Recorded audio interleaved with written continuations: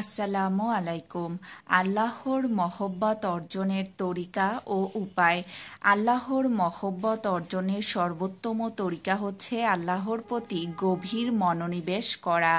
তা 5টি উপায়ে অর্জন হতে পারে।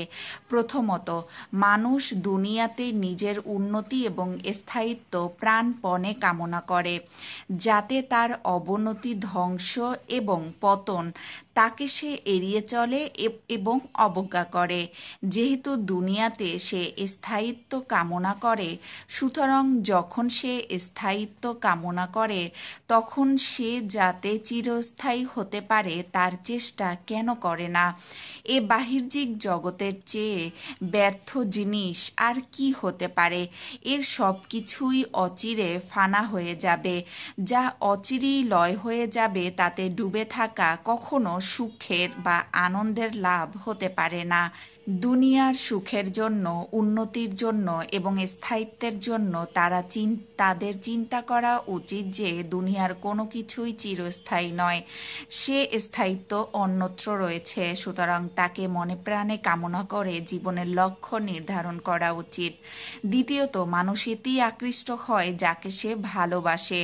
এজন্য বলা হয় যে মানুষ সৎ ব্যবহারে বাধ্য।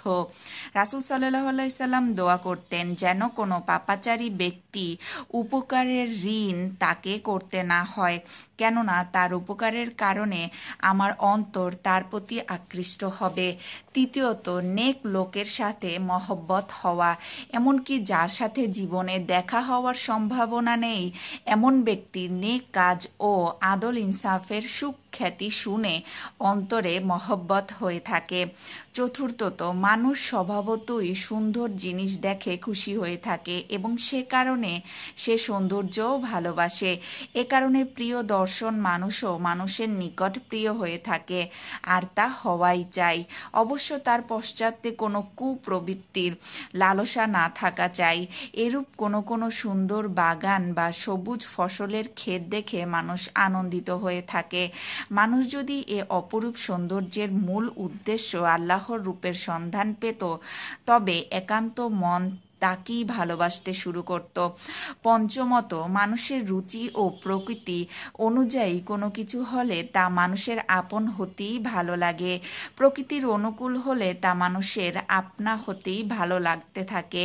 যেমন জুয়ারিকে পছন্দ করবে, বালক বালকের কাছে, আলেম আলেমের কাছে, সুফি দরবেশের কাছে বসলে শান্তি পাবে।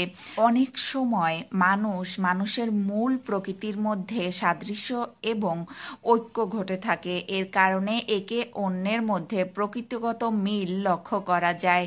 এর মূলে সৃষ্টিগত সাদৃশ্য। এর ফলে মানুষে প্রকৃতিগত মিল লক্ষ্য করা যায়। রাসূল সাল্লাল্লাহু আলাইহি সাল্লামের একটি হাদিসে এর প্রমাণ রয়েছে। তিনি ইরশাদ করেছেন, রূহের মধ্যে পরস্পরের ঘনিষ্ঠতা এবং দূরত্ব হয়ে থাকে। ঘনিষ্ঠতা হলে এর সাথে মহব্বত এবং বৈসাদৃশ্য হলে এর সাথে শত্রুতা হয়। আর এভাবেই আমরা আল্লাহর মহব্বত অর্জন করতে পারি।